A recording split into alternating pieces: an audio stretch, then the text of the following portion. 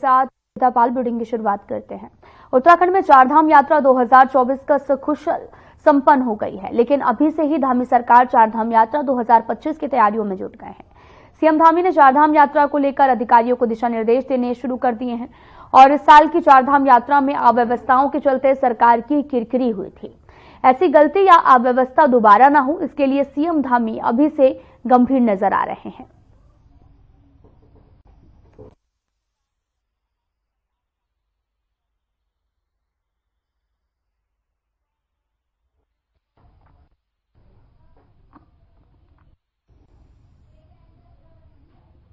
कांग्रेस मुख्यालय में मीडिया से बात करते हुए हरक सिंह रावत ने कहा कि उत्तराखंड राज्य सिर्फ नेताओं और आईएएस अधिकारियों के विकास के लिए बना है।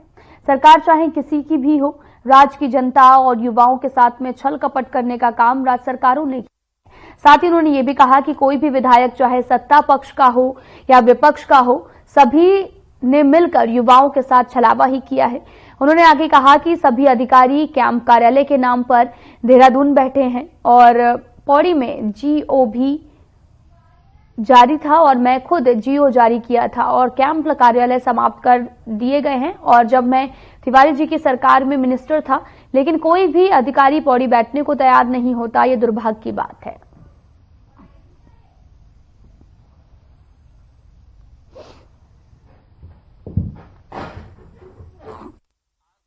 में आप जो है कमिश्नर को हर बार हर सरकार मायावती, मुलायम सिंह, कल्याण सिंह, वीर बहादुर सिंह, तिवारी जी, जो सरकार रही हो उत्तर प्रदेश से लेकर उत्तराखंड में, कि नहीं जियो जारी होता कि साहब पौड़ी में कमिश्नर हेडक्वार्टर में अधिकारी बैठेंगे। आज तक तो कोई बैठा नहीं।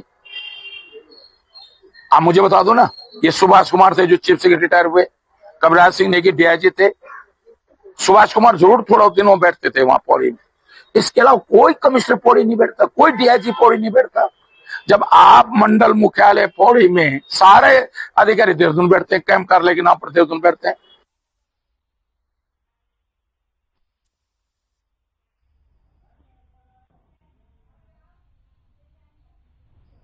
राष्ट्रीय राजमार्ग 109 पर क्वारब्स के पास में लगातार पहाड़ियां दरकने और पत्थर गिरने से यात्री, व्यापारियों और स्थानीय लोगों को हो रही परेशानी को लेकर सर्वदलीय संघर्ष समिति ने जिलाधिकारी से मुलाकात की है। विधायक मनोज तिवारी के नेतृत्व में समिति ने ज्ञापन सौंपकर मार्ग को जल्द से जल्द सुचारू करने की मांग की है और समिति ने प्रभावित स्थल पर वैली ब्रिज का निर्माण कराने का भी सुझाव दिया। साथ ही पैदल यात्रियों की सुरक्षा के लिए नदी किनारे पगडंडी का निर्माण और चौसली काकड़ी घाट मार्ग को वैकल्पिक रास्ते के रूप में सुधारने की मांग रखी है। समिति के सदस्यों ने कहा कि पहाड़ियां काटने के बजाय विदेशी तकनीक से एलिवेटेड रोड बनाया जाए। इससे न केवल पर्यावरण संरक्षण होगा बल्कि भू क्षरण की भी समस्या कम होगी। समिति ने प्रशासन से भी इस मार्ग को प्राथमिकता के आधार पर सुधारने की मांग की है।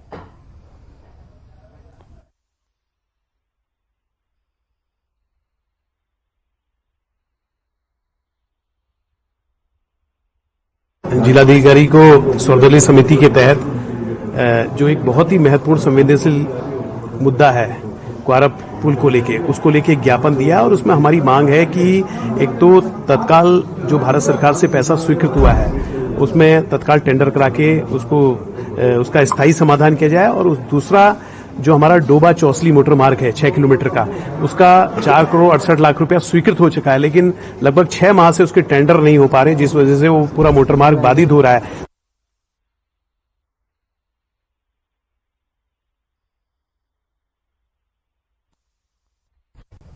केदारनाथ उपचुनाव में बीजेपी अब तक सबसे बड़ा इतिहास रचने जा रही है। प्रदेश अध्यक्ष महेंद्र भट्ट ने कहा कि जिस तरह से मतदान को लेकर लोगों में उत्साह देखा गया, इससे जाहिर भी है कि जनता बीजेपी के साथ है और बीजेपी के विकास कार्यों से पूरी तरह संतुष्ट है। वहीं उन्होंने कहा कि केदारनाथ की देवतुल्य जनता ऐतिहासिक जीत के रूप में बीजेपी प्रत्याशी को जिताना चाहती है, जिसके लिए जनता ने अधिक मतदान कर यह साबित कर दिया है। और केदारनाथ में 20 नवंबर को मतदान हुआ था और यहां बीजेपी उम्मीदवार आशा नौटियाल और कांग्रेस के उम्मीदवार मनोज रावत के बीच में कड़ी टक्कर मानी जा रही है। हालांकि कौन इस उपचुनाव में जीतता है, ये 23 नवंबर को तय होगा, यानी कल चुनाव के परिणाम घोषित होंगे।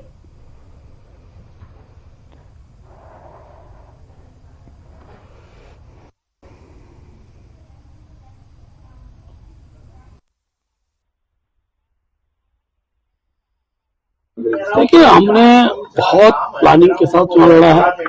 जहाँ हमने बूथ प्रबंधन को महत्व दिया है, वही हमने मतदान प्रतिशत बढ़े, उत्साह के रूप में मतदान प्रतिशत बढ़े, इसलिए मैंने प्रवासी मतदाताओं से अपील की थी। मैं दिल्ली गया, लुधियाना गया, चंडीगढ़, हरियाणा गया और मुझे बताते खुशी है, लगभग 1700 से 2000 के बीच की संख्या का आंकड़ा हमसे आया है, जो प्रवासी मतदाताओं ने गांव में आकर मतदान किया है और उन्होंने मतदान के लिए लोगों को प्रेरित भी किया है।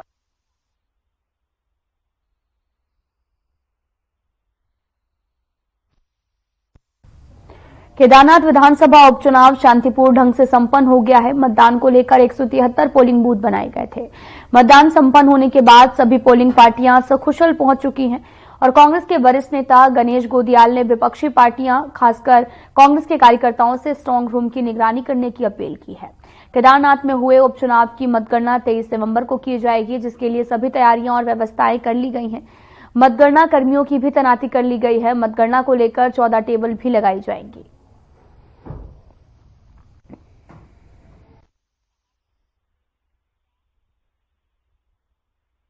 मैं राजनीतिक पार्टी के तमाम कार्यकर्ताओं का इस रूप में भी आह्वान करना चाहता हूं, सत्ताधारी दल के अलावा, क्योंकि सत्ताधारी दल को तो निश्चित रूप में उनकी व्यवस्था पर और पुलिस प्रशासन पर पूरा यकीन होगा, लेकिन फिर भी जो अन्य दल हैं, चाहे कांग्रेस के हैं या निर्दलीय लोग जो चुनाव लड़ रहे हैं, उनके कार्यकर्ताओं को मैं आह्वान करना चाहूंगा कि वो जो ईवीएम मशीनें हैं उनकी सुरक्षा वहां तक करें जहां तक पोलिंग से स्टार्ट करके और जो स्ट्रांग रूम में उन्हें रखना है वहां तक उन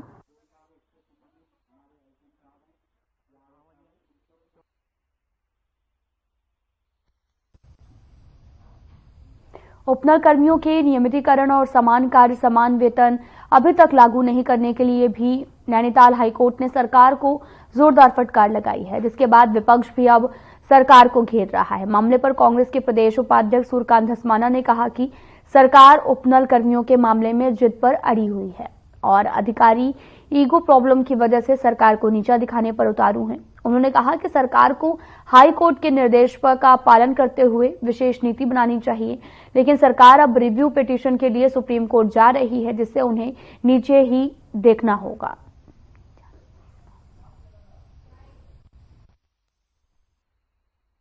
देखिए, उपनल कर्मियों के मामले में सरकार जिद में अड़ी है। बिना वजह के एक ईगो प्रॉब्लम सरकार में अधिकारियों को है और उस ईगो प्रॉब्लम की वजह से सरकार के लोग जो हैं वो सरकार को नीचे दिखाने के ऊपर उतारू है। जिस प्रकार से उपनल के मामले में हाई कोर्ट के जो निर्देश थे उस पर सुप्रीम कोर्ट ने जो उनकी प्रदेश सरकार की याचिका खारिज करी,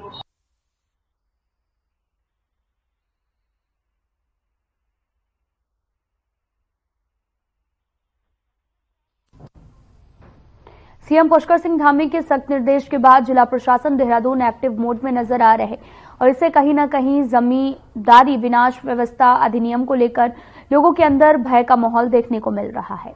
उत्तराखंड में जमींदारी विनाश व्यवस्था अधिनियम की धारा 154 के तहत बाहरी व्यक्तियों द्वारा कृषि, बागवानी, उद्योग, पर्यटन आदि व्यावसायिक गतिविधियों के लिए 250 वर्ग मीटर से अधिक की भूमि को खरीदने प्रकरणों में जिला प्रशासन के द्वारा 281 लोगों को नोटिस जारी किया गया है। वहीं कांग्रेस ने बीजेपी पर गलत तरीके से भू कानून में छूट देने का आरोप लगाया है।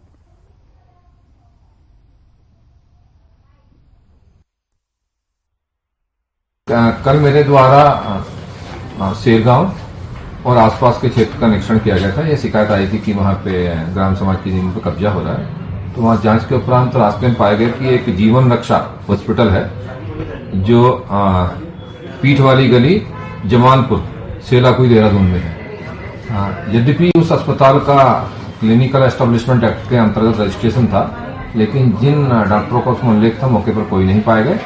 इसके अतिरिक्त उसमें ढेर सारी अनियमितता पाई गई है। देखिए, राज्य में भू कानून की जिस तरीके से धज्जियां उड़ाई गई हैं, 2018 में भाजपा सरकार ने भू कानून में जो संशोधन किए, उसके बाद तो जमीनों की लूट की खुली छूट भू माफियाओं को मिल गई और उद्योग के नाम पर जो जमीनें खरीदी गई।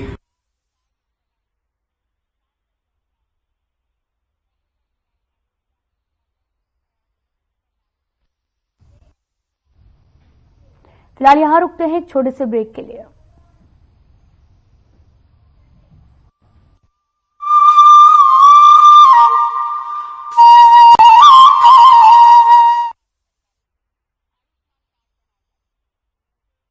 बनाने में किसी भारतवासी का पसीना बहा हो, उसे खरीदने पर जोर देना चाहिए और ये सबके प्रयास से ही संभव होगा। वोकल फॉर लोकल हमें व्यवहार में लाना ही होगा।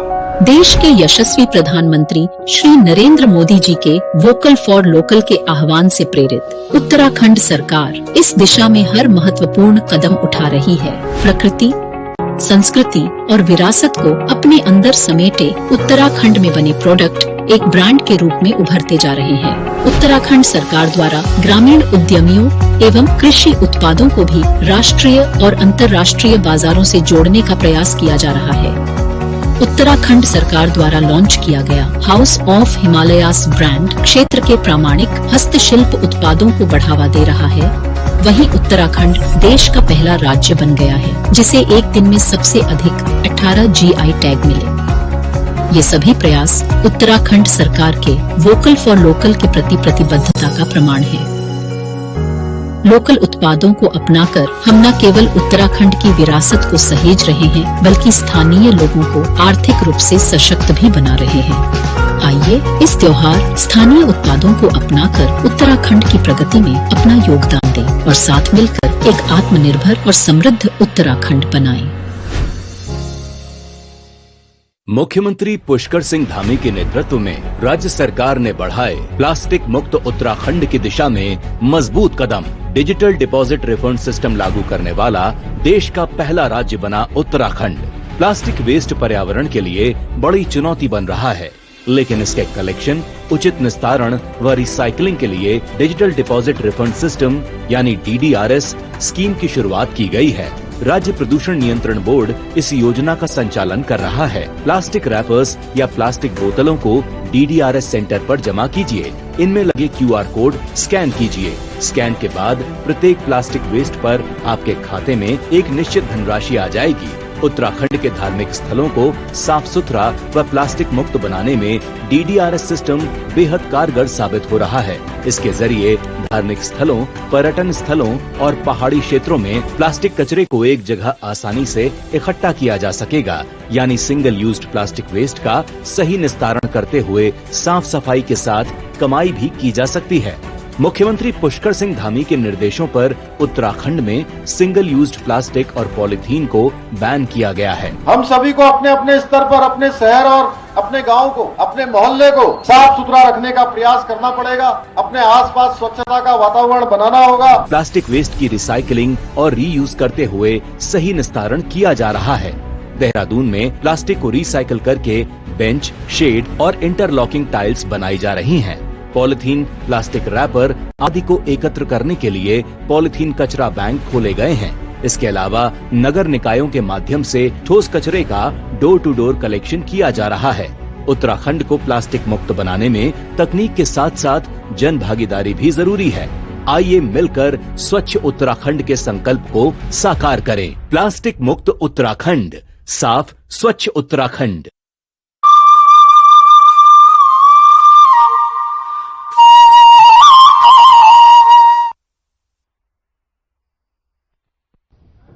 ब्रेक के बाद स्वागत है आप सभी का। रुख करते हैं खबरों की तरफ। केदारनाथ उपचुनाव को लेकर बीजेपी और कांग्रेस दोनों की पार्टियों की जीत को लेकर आश्वस्त नजर आ रही है।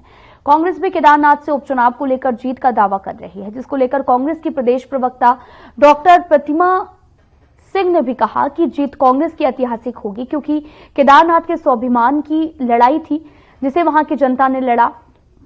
वहां की जनता भी पूछ रही है कि केदारनाथ का सोना और चांदी कहां चला गया। केदारनाथ धाम पौराणिक मान्यताओं में अपने आप में एक ही है, लेकिन उसी की कॉपी बनाने की कोशिश की गई है। साथ ही उन्होंने ये भी कहा कि बीजेपी कहीं न कहीं उस धाम की महत्वता को कम करने का प्रयास कर रही है।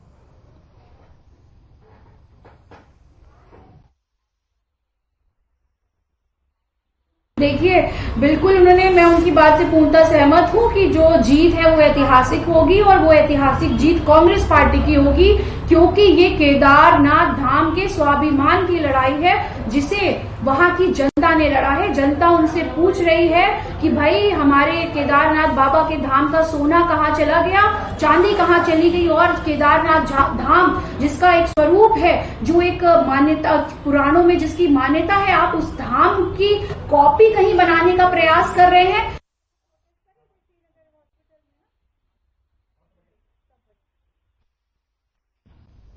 उत्तराखंड में मत्स्य पालन क्षेत्र के लिए किए गए अभिनव प्रयोगों के लिए राष्ट्रीय मत्स्य विभाग बोर्ड हैदराबाद की ओर से हिमालयी और उत्तर पूर्व के राज्यों की श्रेणी में सर्वश्रेष्ठ पुरस्कार प्रदान किया गया। विश्व मत्स्य पालन दिवस पर नई दिल्ली में आयोजित समारोह में राज्य मंत्री राजीव रंजन सिंह द्वारा उत्तराखंड के सचिव पशुपालन मत्स्य विभाग डॉक्टर BVRC पुरुषोत्तम को ये पुरस्कार सौंपा गया।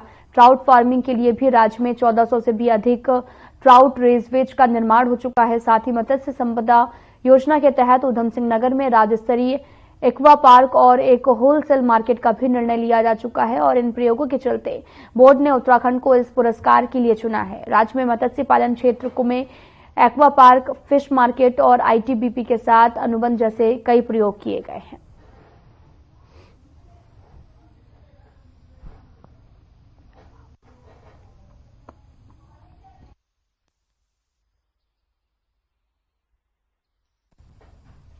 ओम भाव ग्रुप ऑफ कॉलेज का स्थापना दिवस मनाया गया और संस्थान के 18वें स्थापना दिवस के अवसर पर छात्रों ने रंगारंग कार्यक्रम प्रस्तुत किए हैं। इस अवसर पर पास आउट हुए छात्रों को डिग्री प्रदान की गई है। अर्जुना अखाड़े के महामंडलेश्वर यतीन्द्र नाथ गिरी और कई विश्वविद्यालय के कुलपति मुख्य रूप से शामिल रहे। स्वामी यतीन्द्र नाथ ने पास आउट हुए छात्रों को उनके उज्जवल भविष्य के लिए शुभकामनाएं दी। ओम ग्रुप के संस्थापक मुनीश सैनी ने कहा, हर साल की तरह इस साल भी स्थापना दिवस बड़े ही हर्षोल्लास के साथ मनाया गया है, जिसमें छात्रों को डिग्री प्रदान की गई है।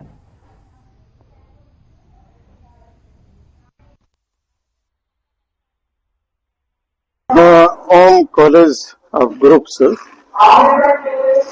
के द्वारा और बहुत सारे बच्चों को आयुर्वेद में और यहाँ डॉक्टरी की, चिकित्सक की डिग्री आज प्रदान की गई है।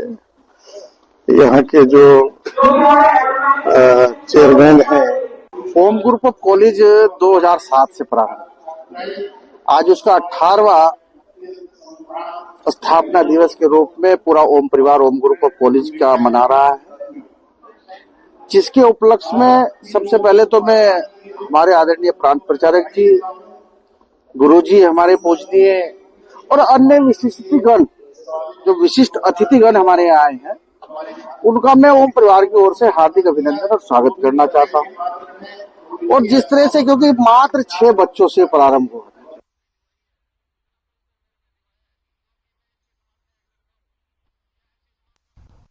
चारधाम यात्रा और पर्यटन गतिविधियां महिला स्वयं सहायता समूहों की आर्थिकी का आधार बनते जा रहे हैं। इस वित्तीय में भी अक्टूबर महीने तक महिला समूह ने यात्रा मार्ग और प्रमुख पर्यटन केंद्रों पर खुले यात्रा आउटलेट्स के जरिए कुल 91,75,000 रुपए की बिक्री करते हुए 29.7 लाख रुपए का शुद्ध लाभ अर्जित किया है। और ग्राम विकास विभाग के अधीन संचालित उत्तराखंड राज्य ग्रामीण आजीविका मिशन द्वारा श्रद्धालुओं और पर्यटकों को उत्तराखंड की समृद्ध परंपरा और साथ ही संस्कृति से परिचित कराने के साथ ही ग्रामीण महिलाओं की आर्थिकी में भी सुधार के लिए प्रमुख धार्मिक और पर्यटन स्थलों पर 110 यात्रा आउटलेट स्थापित किए गए, जो कि स्थानीय ग्रामीण महिलाओं द्वारा निर्मित उत्पादों को बाजार उपलब्ध कराने में भी महत्वपूर्ण भूमिका निभा रहे हैं।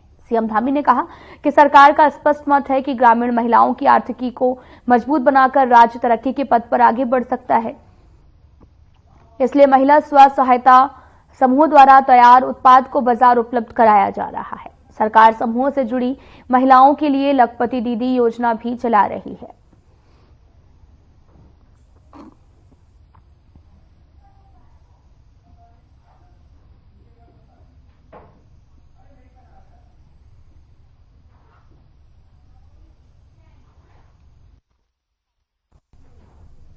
अल्मोड़ा के मरचुला में हुए भीषण सड़क हादसे में 36 लोगों की मौत हो गई है, जिसके बाद में ऐसे हादसे दोबारा ना हो, इसके लिए परिवहन विभाग एक्शन मोड में कार्य कर रहा है। इस पर उत्तराखंड के उप परिवहन आयुक्त राजीव कुमार मेहरा ने कहा कि इस दुर्घटना की जांच के लिए मेरे साथ लीड एजेंसी की टीम दुर्घटना स्थल पर पहुंची। साथ ही उन्होंने ये भी कहा कि हमने उस मार्ग के साथ में क्षतिग्रस्त हुई बस का भी निरीक्षण किया है और अब हम इसका विश्लेषण करके भविष्य में ऐसी दुर्घटनाओं के बचाव के लिए रिपोर्ट तैयार करेंगे।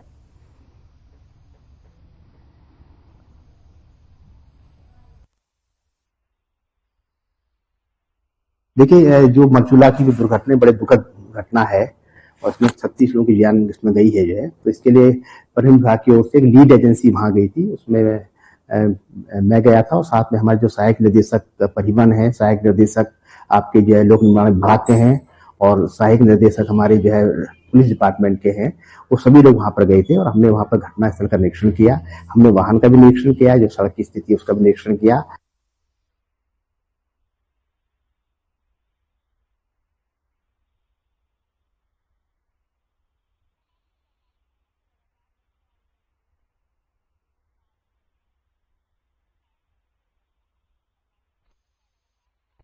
अल्मोड़ा के विकासखंड द्वारहाट के राजकीय स्नातकोत्तर महाविद्यालय द्वारहाट में एंटी ड्रग खेल के तत्वाधान में नशा मुक्ति अभियान का एक गोष्ठी का आयोजन किया गया।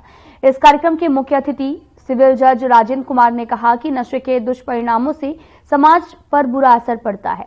उन्होंने युवा पीढ़ी को भी नशे की लत से दूर रहने के लिए कहा है और वहीं महाविद्यालय के प्राचार्य प्रोफेसर डीसी पंत ने अतिथियों का स्वागत करते हुए कहा कि वर्तमान में ड्रगों का सेवन एक घातक रूप ले रहा है और कॉलेज के छात्र छात्राओं को नशा मुक्त बनाने के लिए भी सजग रहना चाहिए। इस मौके पर डॉक्टर भगवती प्रसाद बहुगुणा सहित लोक अदालत से जुड़े कार्मिक भी मौजूद रहे हैं।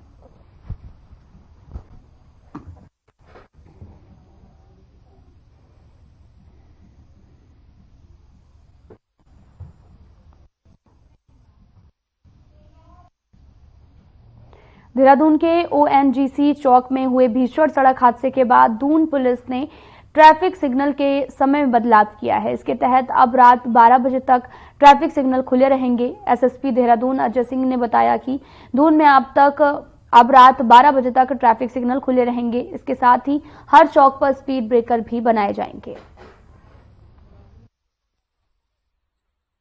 से अभी एक हाल फिलहाल एक बहुत दुखद हादसा हुआ था और इसको देखते हुए ये जरूरत महसूस हो रही थी कि जो रात्रि में 10 बजे जो हमारी बात ट्रैफिक लाइट फ्री जाती है, जनरली जो हर जगह प्रोविजन रहता है, उसको देखते हुए उसको 12 बजे तक बढ़ा दिया गया, जिससे कि ऐसे चौक चौराहे जहां पर तेज गति से वाहन निकलते हैं रात्रि में, वो रेड लाइट देखकर या ग्रीन लाइट देखकर ही उसको क्रॉस करें, जिससे एक्सीडेंट की संभावना कम रहे। साथ ही साथ इसमें यह भी किया अभी रोड सेफ्टी कमेटी की बैठक में जिलाधिकारी महोदय की अध्यक्षता में हुई थी, जिसमें ऐसे जगह जेब्रा क्रॉसिंग जो मिट गए हैं, रंबल स्ट्रिप्स लगाने की बात हुई, जहां पर गाड़ियां जो है थोड़ी देर रुके, ऐसे चौक चौराहों पर उनकी स्पीड पर नियंत्रण रहे।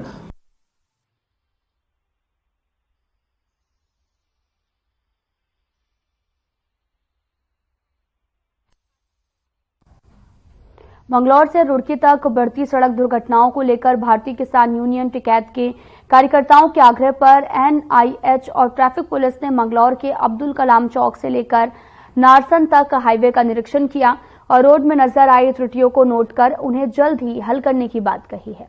भारतीय किसान यूनियन टिकैत के जिला अध्यक्ष विजय शास्त्री ने बताया कि जब से गन्ने का सीजन शुरू हुआ है तब से ही सड़क हादसों में बढ़ोतरी हो रही है। तभी जगह जगह हाईवे में कई तरह की त्रुटियों से भी विभाग को अवगत कराया गया। वहीं मंगलौर सीओ विवेक कुमार ने बताया कि जल्द ही हाईवे पर हो रही दुर्घटनाओं को लेकर नए प्लान बनाकर हाईवे में सुधार किया जाएगा ताकि कोई दुर्घटना घटित ना हो।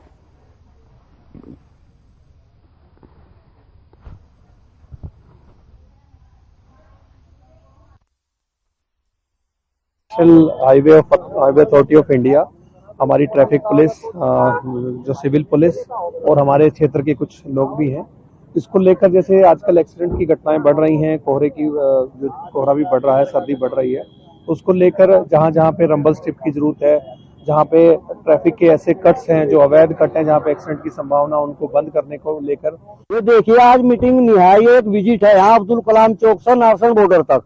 ये जो हमारे हाईवे बने हुए, इन हाईवे पर तेज रफ्तार से वाहन जा और कहीं भी सर्विस रोड या लाइट कंप्लीट नहीं है, जैसे उत्तम शुगर मिल होगा, अब्दुल कलाम चौक होगा, यहाँ तक पूरी सर्विस रोड होनी चाहिए। हमारे बहुत क्षेत्र के जवान बालक गुजर गए।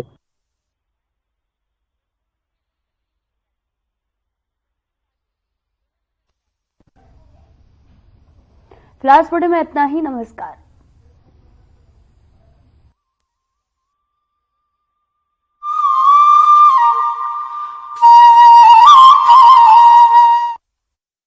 मुख्यमंत्री पुष्कर सिंह धामी के